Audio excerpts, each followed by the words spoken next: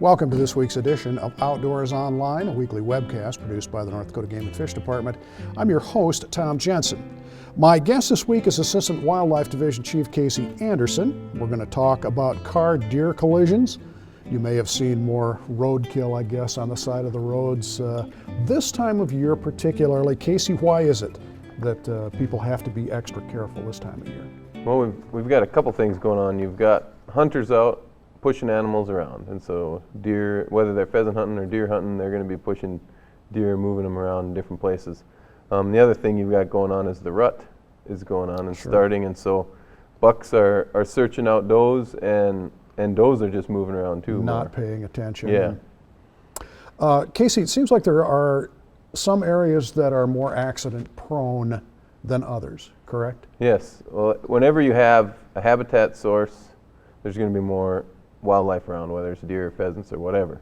And sometimes what happens is you've got a habitat source on one side of the road and a food source on the other side of the road. And so you get this crossover where they keep going across the road in certain spots.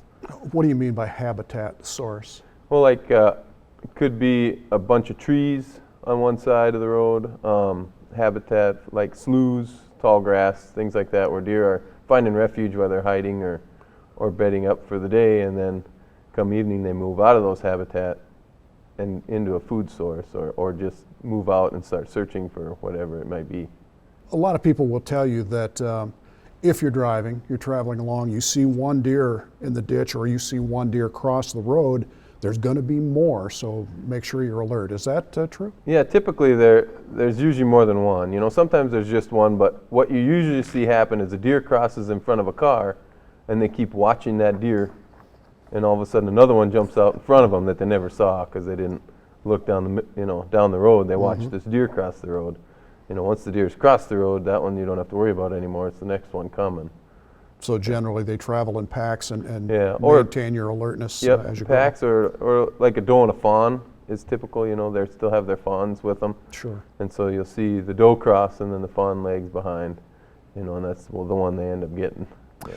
You're driving down the roads. You know it's inevitable. You're going to hit one. There are do's and don'ts for if you know you're going to hit a deer. Right. Typically, if there's a deer in front of you, you want to just brake. You know, slow down as fast as you can. You don't want to swerve. And the main reason there is you could either lose control of the car when you swerve and make things worse, or if you swerve and happen to cause an accident, it's your fault. Like, the deer's not at fault for you swerving. And so what you want to do is just brake and try to stop, and hopefully the deer moves out of the way before you get to that point, or you're gonna end up hitting the deer, and that's better than crossing and hitting somebody head on or rolling your vehicle and possibly causing more injury to you or someone else. This brings up an interesting question. What should you do if you hit a deer? There are certain things that you have to do. Yeah, well, if you hit a deer, of course, and there's human injury or enough damage to your vehicle, you're going to want to report it for your insurance purposes or anything like that. And also, if you hit a deer and you want to take the deer, you can call Game and Fish Department and get a permit to possess the deer.